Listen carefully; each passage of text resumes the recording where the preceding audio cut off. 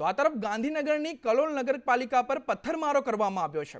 રજૂઆત કરવા આવેલા ફેરિયાઓએ આ પથ્થરમારો કર્યો છે। દબાણ હટાવવા મુદ્દે ફેરિયાઓએ પથ્થરમારો કર્યો। નગરપાલિકાના ઝાંપા પાસે પથ્થરમારો કરતા હોબાળો મચ્યો હતો। ફેરિયાઓ અગાઉથી રિક્ષામાં પથ્થરો ભરીને આવ્યા હતા। ચીફ ઓફિસરને રજૂઆત કર્યા બાદ પથ્થરમારો કર્યો। નગરપાલિકા પર ફેરિયાઓએ પથ્થરમારો કર્યો। પથ્થરમારો થતા પોલીસ ઘટના સ્થળે દોડી પથ્થરમારો કરનાર લોકોની શોધખોળ હાથ ધરવામાં આવી છે। ત્યારે પથ્થરમારો કરનાર ફેરિયાઓની શોધખોળ અત્યારે હાથ ધરવામાં આવી છે। ફેરિયાઓએ નગરપાલિકા પર પથ્થરમારો કર્યો। અગાઉથી રિક્ષામાં પથ્થરો ભરીને આવ્યા હતા।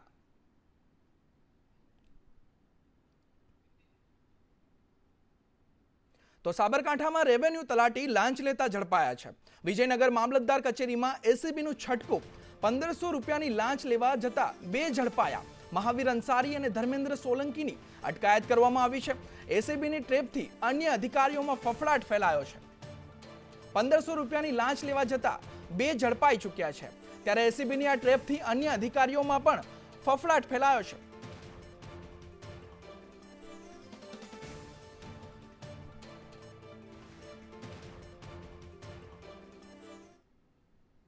તો આ તરફ અમદાવાદ ખ્યાતિકાંડમાં મોટા સમાચાર। ચિરાગ રાજપૂત અને રાહુલ જૈનના રિમાન્ડ મંજૂર કરવામાં આવ્યા છે। આવતીકાલે 4 વાગ્યા સુધીના રિમાન્ડ મંજૂર કરાયા છે। આરોપી કાર્તિક પટેલ સાથે બેસાડી બંનેની પૂછપરછ કરવામાં આવશે। તે માટે આવતીકાલે 4 વાગ્યા સુધી ચિરાગ રાજપૂત અને રાહુલ જૈનના રિમાન્ડ મંજૂર કરવામાં આવ્યા છે। આરોપી કાર્તિક પટેલ સાથે બેસાડી બંનેની પૂછપરછ કરવા માટે આ રિમાન્ડ મંજૂર કરવામાં આવ્યા છે। આવતીકાલે સાંજે 4 વાગ્યા સુધી બંનેના રિમાન્ડ મંજૂર કરાયા છે।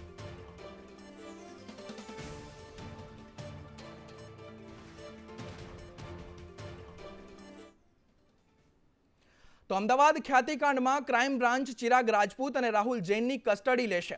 ચિરાગ રાજપૂત, રાહુલ જૈન સાબરમતી જેલમાં હાલ બંધ છે। આવતીકાલે જેલમાંથી કસ્ટડી મેળવી રિમાન્ડ લેવામાં આવશે। કાર્તિકને સાથે રાખી રાહુલ અને ચિરાગની પૂછપરછ કરાશે। પીએમજે યોજનાના લાભને લઈ થશે ઉલટ તપાસ। આરોપીઓની તપાસમાં મોટા ખુલાસા પણ થઈ શકે છે। ત્યારે બંનેને સાથે રાખી કાર્તિક પટેલ પણ હાજર રહેશે અને ત્રણેયની પૂછપરછ કરવામાં આવશે। ત્યારે ખ્યાતિકાંડમાં અનેક મોટા ખુલાસા થવાની સંભાવના સેવાઈ રહી છે।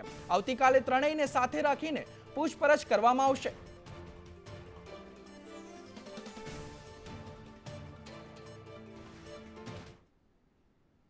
તો વાત મહીસાગરની કરીએ તો મહીસાગરમાં સુજલામ સુફલામ કેનાલમાં 3 યુવકો તણાયા। વીરપુરના ધોરાવાડા પાસે કેનાલમાં યુવકો તણાયા। પાણી પીવા જતા 3 યુવકો તણાયા। એકનો બચાવ કરવામાં આવ્યો છે। પોલીસ ગ્રામજનોએ શરૂ કરી બચાવ કામગીરી। 3 યુવાનો કેનાલમાં પાણી પીવા જતા ત્યારે 3 યુવાનો તણાયા અને એકનો બચાવ કરવામાં આવ્યો છે। 3માંથી એક યુવક બચી ગયો છે ત્યારે અન્ય 2ની શોધખોળ હાથ ધરવામાં આવી છે। પોલીસ અને ગ્રામજનોએ આ બચાવ કામગીરી શરૂ કરી છે।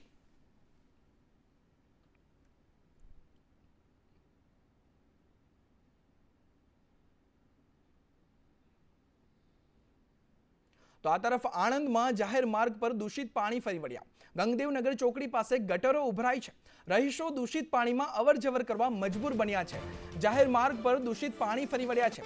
ગટરોના પાણી રસ્તા પર ફરી વળ્યા ત્યારે રહીશો આ ગટરના પાણી પર અવરજવર કરવા મજબૂર બન્યા છે।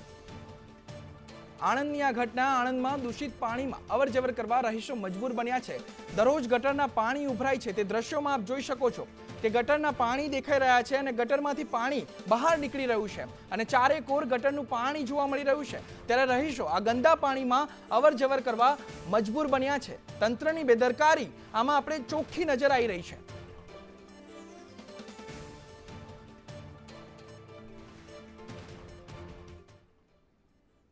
તો આ તરફ પંચમહાલમાં ખાણ ખનીજ વિભાગના દરોડા। માટી રેતીનું ગેરકાયદે વહન કરતા વાહનો ઝડપ્યા છે। ટ્રક, મશીન, 3 ટ્રેક્ટર સહિત 60 લાખનો મુદ્દામાલ પણ જપ્ત કરવામાં આવ્યો છે। ગોધરા, ઘોઘંબા, વેલવણ સહિતના સ્થળોએ આ કાર્યવાહી હાથ ધરવામાં આવી છે। રેતીનું ગેરકાયદે વહન કરતા વાહનો ઝડપ્યા છે। 60 લાખનો મુદ્દામાલ પણ જપ્ત કરવામાં આવ્યો છે। ખાણ ખનીજ વિભાગે દરોડા પાડી આ કાર્યવાહી હાથ ધરી છે। ટ્રક, મશીન સહિત 60 લાખનો મુદ્દામાલ જપ્ત કરવામાં આવ્યો છે। રેતી અને માટીનું ગેરકાયદે વહન કરતા લોકો સામે કાર્યવાહી હાથ ધરવામાં આવી છે।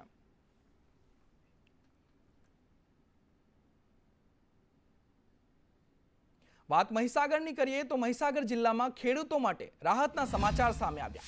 ટ્રેક્ટર ખેત ઓજાર ખરીદીમાં સહાય ચૂકવણી શરૂ કરવામાં આવી છે. મહીસાગર જિલ્લામાં 80 ખેડૂતોની સહાય અરજી મંજૂર કરાઈ છે. આઈ ખેડૂત પોર્ટલ પર કરાયેલી અરજીઓ મંજૂર કરવામાં આવી છે. 150થી વધુ ખેડૂતોએ સહાય માટે અરજી કરી હતી. ખાનપુરમાં ખરીદી કરાયેલ વાહનોનું ચેકિંગ કરાયું. સહાયની રકમ સીધી ખેડૂતોના ખાતામાં જમા કરવામાં આવશે. આઈ ખેડૂત પોર્ટલ પર કરાયેલી 80 અરજીઓ મંજૂર કરવામાં આવી છે. ત્યારે ખેડૂતો માટે રાહતના સમાચાર સામે આવ્યા છે. જિલ્લામાં ખેડૂત પોર્ટલ પર અરજી કરનાર ખેડૂતોને મંજૂરી હુકમ આપવામાં આવ્યા. જે મહીસાગર જિલ્લાના ખાનપુર તાલુકાના લીંબડિયા ખાતે ટ્રેક્ટર તેમજ અન્ય સાધનોનો ચકાસણીનો કેમ્પ રાખવામાં આવેલ છે, જેમાં આઈ ખેડૂત પોર્ટલ પર 150 જેટલી અરજીઓ મળેલ હતી. તેમાંથી 80 જેટલા સાધનો અત્રે કેમ્પ રાખવામાં આવેલ છે, જેમાં ટ્રેક્ટરમાં 45,000થી 60,000 સુધીની સબસિડી આપવામાં આવે છે, તેમજ રોટાવેટરમાં 35,000 જેટલી સબસિડી આપવામાં આવે છે અને વાવણિયામાં 25,000થી 30,000 રૂપિયાની સબસિડી આપવામાં આવે છે. આ સબસિડીની રકમ ખેડૂતોના ખાતામાં સીધી જ ડીબીટી મારફતે જમા કરવામાં આવે છે. અમે ટ્રેક્ટરની સહાય માટે ઓનલાઈન અરજી કરી હતી, જે સહાયનો લાભ મળવાથી અમે સરકારનો આભાર માનીએ છીએ. વાત વલસાડની કરીએ તો વલસાડના ઉમરગામમાં આદિવાસી સમાજની રેલી યોજાઈ. પડતર માંગણીઓને લઈ જનજાગૃતિ અધિકાર રેલી યોજવામાં આવી. વાસંદાના એમએલએ અનંત પટેલની આગેવાનીમાં રેલી યોજવામાં આવી. જીઆઈડીસી કંપનીઓમાં 80% સ્થાનિકોને નોકરીની માંગ, કામદારો માટે 8 કલાકનું કામકાજ, પીએફ સહિતની માંગ, કોન્ટ્રાક્ટ પ્રથા નાબૂદીની માંગણી સાથે આ રેલી યોજવામાં આવી. કંપનીઓમાં 80% સ્થાનિકોને નોકરીની માંગ સાથે પણ આ રેલી યોજવામાં આવી છે. લોકલ જેટલા બી યુવાનો છે, બહેનો છે, નોકરી રાખતી નથી, રાખે છે 12 કલાકનું કામ કરાવે છે અને 8 કલાકનો પગાર આપે છે. અને પ્રદૂષણ ઓગતી કંપનીઓ અત્યારના અમારા ભૂગર્ભ જળ પણ લાલ પાણી થઈ ગયું છે. આ વિસ્તારની કેટલીક કંપની, કોરોપ જેવી કંપની, ત્યાંના સ્થાનિકોને ધમકી આપીને બહાર કાઢી મૂકે છે. નોકરી 4-5 વર્ષથી કરતા હોય તેમને બહાર કાઢી મૂકે છે. એવી જ રીતે જીઆઈડીસી જે છે તે દમણગંગાના કિનારેની જમીનો હડપી લેવા માંગે છે. જેમ બને તેમ બધી જમીનમાંથી ખેડૂતોને ખાલી કરાવવા માંગે છે. એવી જ રીતે અહીંનો મૂળ પ્રશ્ન છે ઉમરગામનો, કે અહીંના ધારાસભ્યો વારંવાર નાળિયેર ફોડી જાય છે, જેટી બનાવવાની વાત કરે છે પરંતુ બનાવતા નથી. માછી સમાજ જે ખેતી કરે છે, જેમને જમીન વર્ષો પહેલા આપી છે, એમની જમીન પણ ખાલી કરાવવાની પેરવી કરે છે. અન્ય સમાચાર પર નજર કરીએ તો પાટડી નગરપાલિકાના ચીફ ઓફિસરની ધરપકડની માંગ ઉઠી છે. ગેસ ગળતર કેસમાં સીઈઓ સામે ફરિયાદ નોંધાઈ છે. સેનેટરી ઇન્સ્પેક્ટર સામે પણ ફરિયાદ નોંધાઈ છે. શ્રમિકોના મોત અંગે જવાબદાર તરીકે ફરિયાદ નોંધાઈ છે. અત્યાર સુધી માત્ર કોન્ટ્રાક્ટરની જ ધરપકડ થઈ છે. અધિકારીઓની ધરપકડ ન થતા પરિવારજનોમાં રોષ ભભૂક્યો છે. જો રાત સુધી અટકાયત નહીં કરાય તો સ્વૈચ્છિક બંધનું એલાન પણ કરવામાં આવ્યું છે. 30 લાખના વળતર ચૂકવણી ન કરાયાનો પણ પરિવારજનો આક્ષેપ કરી રહ્યા છે. 2025ના રોજ જે પાટડી નગરપાલિકાના 2 સફાઈ કામદારોના કટર સાફ સફાઈ કરવાના અનુસંધાને મરણ પામે છે, ત્યારે એમની જે માંગણીઓ સરકાર દ્વારા સ્વીકારવામાં આવી છે, પરંતુ હાલ એમની માંગણી એવી પણ છે કે જે આરોપીઓ ફરાર છે એમની ધરપકડ 48 કલાકનું અલ્ટિમેટમ આપવામાં આવે. એ 48 કલાકના અલ્ટિમેટમની અંદર આજે રાત્રે 9 વાગે જ્યારે પૂરું થઈ રહ્યું છે, ત્યારે જો સાંજ રાતના 9 વાગ્યા સુધીમાં એમની ધરપકડ કરવામાં ન આવે તો સર્વ સમાજ, પાટડી વેપારી એસોસિએશન તેમજ પાટડી નગરના નગરજનોને એ આ સમાજ, વાલ્મીક સમાજ, દલિત સમાજને સાથ આપી, સહકાર આપી અને બપોર સુધી બંધ પાડી અને એને સાચી શ્રદ્ધાંજલિ આપવામાં આવે એવી હું એક નાગરિક અને પ્રજા એક સમર્થ સમાજ તરીકે. ધારાસભ્યશ્રી અને ભારતીય જનતા પાર્ટીના આગેવાનો એ પીડિત પરિવારની મુલાકાતે ગયેલા અને એમને જુદી જુદી યોજના અંતર્ગતના હુકમોના કાગળ એમને સુપ્રત કરેલા. પરંતુ જ્યારે પીડિત પરિવારે એક માગણી કરેલી અને ત્યારે જિલ્લાનું પ્રશાસન પાટડી ખાતે ઉપસ્થિત હતું અને એમાંય ખાસ કરીને માન્ય કલેક્ટર સાહેબ અહીંયા ઉપસ્થિત હતા અને કલેક્ટર સાહેબે એમને સંપૂર્ણ લેખિત બાંયધરી આપી હતી કે સરકારશ્રીના નોર્મ્સ પ્રમાણે એમને જે પણ મળવાપાત્ર રકમ છે એ મળશે. પરંતુ એમને નગરપાલિકાનો એક પત્ર, જે પત્ર ખરેખર આ પીડિત પરિવારને આપવાની કોઈ પણ જરૂરિયાત નથી, એ પત્ર કાલ એમને પીડિત પરિવારને આપ્યો અને એમાં પણ પ્રશાસનના બંને અધિકારી એટલે માન્ય મામલતદાર સાહેબશ્રી અને ડેપ્યુટી કલેક્ટર સાહેબ બંનેને સાઈડમાં રાખી અને ફક્ત વાહવાઈ લૂંટવા માટે આ કાર્યપત્ર એમને આપ્યો. ધારાસભ્યશ્રી જાણે છે, પણ ધારાસભ્યશ્રી એમનો ખુલ્લો બચાવ કરતા હતા. ત્યારે બહુ વિરોધ થયો, પરિણામે પછી એમને છેવટે દાખલ કરવી પડી. હવે પછી એફઆઈઆર અમે 3 વાગે એફઆઈઆર આપવાનું કાર્યવાહી કરી, 3 વાગે અમે લેખિતમાં ફરિયાદ આપી, તોય છતાં ફરિયાદ દાખલ થયેલ નથી. બરાબર. પછી ફરિયાદમાં અમે જે નામ આપ્યા હતા એ પ્રમાણે એમને ફરિયાદ દાખલ નથી કરવી, ફક્ત એ કોન્ટ્રાક્ટર ઉપર જ, એટલે કોન્ટ્રાક્ટરને ઉપર જ ફરિયાદ દાખલ કરવા માંગતા હતા. પણ છેવટે બહુ વિરોધ થયો, એટલે છેવટે પ્રશાસન એસપી સાહેબે ચીફ ઓફિસર સુધી અને સેન્ટ્રલ ઇન્સ્પેક્ટર ઉપર ફરિયાદ દાખલ કરી.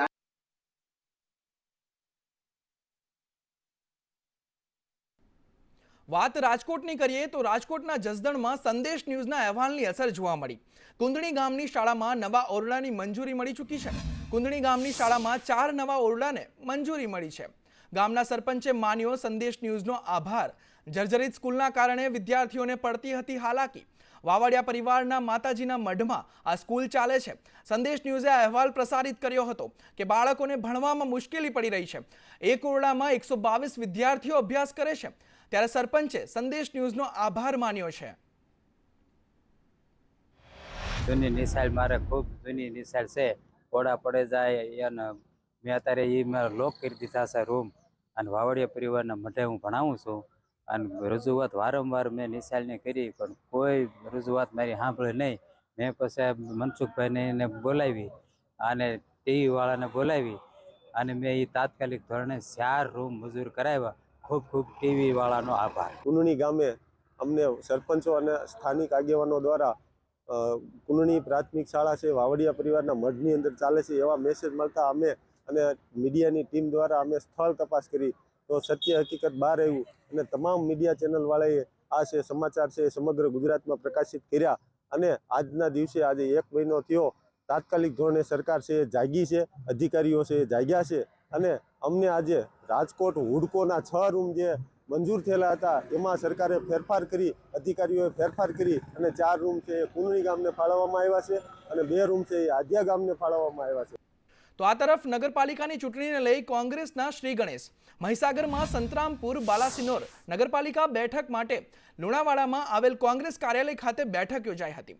જિલ્લા કોંગ્રેસ પ્રમુખ ધારાસભ્યની અધ્યક્ષતામાં આ બેઠક યોજવામાં આવી. નગરપાલિકાના 7 વોર્ડ અને 28 ઉમેદવારો માટે આ બેઠકમાં ચર્ચા કરવામાં આવી. સ્વરાજની નગરપાલિકાની ચૂંટણીઓના જે પડઘા વાગ્યા છે એમાં મહીસાગર જિલ્લાની લુણાવાડા નગરપાલિકા, સંતરામપુર નગરપાલિકા અને બાલાસિનોર નગરપાલિકા ત્રણેય નગરપાલિકાની ચૂંટણીઓ જ્યારે 16મી તારીખે યોજાવાની છે એ સંદર્ભે આજરોજ મહીસાગર જિલ્લા કોંગ્રેસ સમિતિના પ્રમુખ અને લુણાવાડાના ધારાસભ્ય શ્રી ગુલાબસિંહજી ચૌહાણના નેતૃત્વ હેઠળ ઉમેદવારોની મિટિંગ રાખવામાં આવી હતી. જે ભ્રષ્ટ અને તાનાશાહી ભાજપ સરકારને આ વખતે મહીસાગર જિલ્લામાંથી અમે હટાવવાના છીએ અને કોંગ્રેસના પંજાનો પરચમ લહેરાવવાનો છે. લુણાવાડા નગરપાલિકા પણ કોંગ્રેસ જીતવાની છે, સાથે સાથે સંતરામપુર અને બાલાસિનોર નગરપાલિકામાં પણ કોંગ્રેસનો ભવ્ય વિજય થવાનો છે. તો બોટાદ નગરપાલિકાની ચૂંટણીને લઈ ભાજપ એક્શન મોડમાં જોવા મળી રહી છે. જિલ્લા ભાજપ કાર્યાલય ખાતે હોદ્દેદારોની બેઠક યોજવામાં આવી. જિલ્લા ભાજપ પ્રમુખ મયુર પટેલની અધ્યક્ષતામાં આ બેઠક યોજાઈ.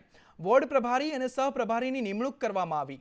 બેઠકમાં અલગ અલગ મોરચાના પ્રમુખો હાજર રહ્યા. નગરપાલિકાના કુલ 11 વોર્ડની યોજાશે ચૂંટણી.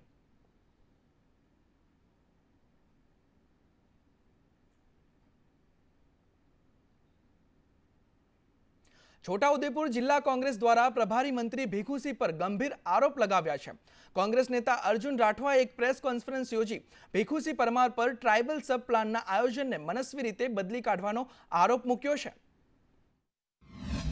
ફંડ એક મંત્રી, પ્રભારી મંત્રી જે છોટાઉદેપુર વિસ્તારના એ પ્રતિનિધિ નથી, અહીંના લોકોએ એમને વોટ આપ્યા નથી, તો કયા અધિકારથી એ આ ફંડ ઘરે બેસીને આયોજન કરે છે? આ ખૂબ જ ગંભીર મુદ્દો છે. અમને લાગે છે કે આ તો અહીંના જે ટ્રાઇબલ સબપ્લાન ઓફિસર છે, આઈએસ અધિકારી છે, એ આ હકીકતને બહાર લાયા અને એનો વિરોધ કર્યો, વાંધો લીધો, એટલા માટે બહાર આવ્યું છે. નહીં તો ભૂતકાળમાં આ રીતે આ 30 વર્ષમાં ભાજપની સરકારે આદિવાસીઓનો જે ફંડ છે એનો આવો ગેરવહીવટ કર્યો છે એવું બહુ સ્પષ્ટ દેખાય છે. તો આ તરફ અમદાવાદના રાણીપમાં કેન્દ્રીય ગૃહમંત્રી અમિત શાહે જાહેર સભાને સંબોધતા કહ્યું કે નરેન્દ્ર મોદી 25 વર્ષનું વિચારીને યોજના લાવે છે. નરેન્દ્રભાઈએ રૂફટોપ યોજના શરૂ કરી. સોલાર પેનલ લગાવવાથી બિલ શૂન્ય થઈ જાય છે. 80,000ની સબસિડી, બાકીની લોન પણ છે. 4 વર્ષ લોનના હપ્તા ભરશો તો શાંતિ થઈ જશે. પોતાની સોસાયટીમાં જલ સંચય અને રૂફટોપ લગાવો. ફક્ત આપણા લાભ માટે વિચારીશું તો સમાજ ના ચાલે. અત્યારે અલ્હાબાદમાં મહાકુંભ ચાલે છે. 140 વર્ષમાં એક વખત મહાકુંભ આવે છે. મહાકુંભમાં ખૂબ સારી વ્યવસ્થા કરવામાં આવી છે. તો સૌ કોઈને મહાકુંભમાં જવા અમિત શાહે અપીલ પણ કરી છે. રાણીપરાએ મને 5 વાર ધારાસભ્ય ચૂંટ્યો, 2 વાર લોકસભાનો સદસ્ય ચૂંટ્યો. ઘણી વાર મને પત્રકારો પૂછે કે રાણીપરા કંટાળતા નથી તમારાથી? મેં કહ્યું હું રાણીપથી નથી કંટાળ્યો ને રાણીપ મારાથી નથી કંટાળ્યું, તમે ચિંતા ના કરતા. પરંતુ મારું એક કામ અધૂરું રહી ગયું હતું ભાઈ. 2010માં અહીંયા બસ સ્ટેશન બન્યું ઉત્તર ગુજરાતનું. હું વાહન વ્યવહાર મંત્રી તો તારે ભૂમિપૂજન કરે હતું અને નારણપુરાનો ધારાસભ્ય તો તારે એનું ઉદ્ઘાટન કર્યું હતું. એ વખતે હું કહીને ગયો હતો કે ચંદ્રભાગાના નારાના કારણે રાણીપમાં મચ્છરો બહુ થાય છે. આ નારા પર ડક્ટિંગ, આરસીસીનું ડક્ટિંગ કરીને ઉપર મોટો રોડ બનાવી બાળકોને રમવાનો મોટો એમ્યુઝમેન્ટ પાર્ક અમે બાજુમાં બનાવીશું. અને પછી હું ધારાસભ્ય ના રહ્યો, સંસદ સભ્ય થયો, બીજી વારે તમે ચૂંટ્યો, પણ આ બધું રહી જતું હતું. આજે ખરેખર મને આનંદ છે કે રાણીપરાઓની મોટી સમસ્યા ચંદ્રભાગાના નારાનો હવે અંત આવશે. તો અમદાવાદના રાણીપમાં જાહેર સભા સંબોધતા સીએમ ભૂપેન્દ્ર પટેલે કહ્યું કે પીએમ મોદીએ 500 વર્ષ પછી રામ મંદિર બનાવ્યું. નગર મહાનગરના વિકાસનો શ્રેય પીએમને જાય છે. 651 કરોડના વિકાસ કામોની ભેટ અમિતભાઈએ આપી. શહેરી વિકાસ માટે બજેટ 21,096 કરોડ રૂપિયા આપવામાં આવ્યું. અમિતભાઈની દેખરેખમાં દેશની સુરક્ષા વધી છે. વિશ્વ નેતા અને યશસ્વી વડાપ્રધાન શ્રી નરેન્દ્રભાઈ મોદીએ વિકાસની રાજનીતિનો નવો ઇતિહાસ રચ્યો છે. તેમની દ્રઢ નિશ્ચયતા અને વિઝનરી નેતૃત્વના પરિણામે 500 વર્ષ પછી અયોધ્યામાં રામ મંદિરના નિર્માણનું કરોડો દેશવાસીઓનું સપનું સાકાર થયું છે. એ ઐતિહાસિક દિવસને ગઈકાલે 1 વર્ષ પૂરું થયું છે. ત્યારે આજે સવારે જ અમદાવાદમાં ભવ્ય હિન્દુ આધ્યાત્મિક અને સેવા મેળાનું ઉદ્ઘાટન કેન્દ્રીય ગૃહમંત્રી અને સહકારિતા મંત્રી શ્રી અમિતભાઈ શાહના હસ્તે થયું છે. તો આ તરફ સુરતમાં કેન્દ્રીય ગૃહમંત્રી અમિત શાહના હસ્તે મહાવીર કેન્સર હોસ્પિટલ અને સેનેટોરિયમનું લોકાર્પણ કરવામાં આવ્યું હતું. અમિત શાહે જણાવ્યું હતું કે હવે કેન્સરની સારવાર માટે સુરતવાસીઓને મુંબઈ કે અમદાવાદ નહીં જવું પડે. વધુમાં કહ્યું કે 1978થી મહાવીર હોસ્પિટલ સ્વાસ્થ્ય સંભાળ માટેની આખી શૃંખલાઓ વિકસાવી રહી છે. આ ઉપરાંત આ હોસ્પિટલમાં મા કાર્ડ અને આયુષ્યમાન કાર્ડથી સારવાર શક્ય બનતા ગરીબ માણસોના ઇલાજ નિઃશુલ્ક થવાનું પણ શક્ય બનશે. આ માટે કેન્દ્રીય ગૃહમંત્રી અમિત શાહ તેમજ રાજ્ય ગૃહમંત્રી હર્ષ સંઘવીએ હોસ્પિટલના દાતાઓનું સન્માન કર્યું હતું.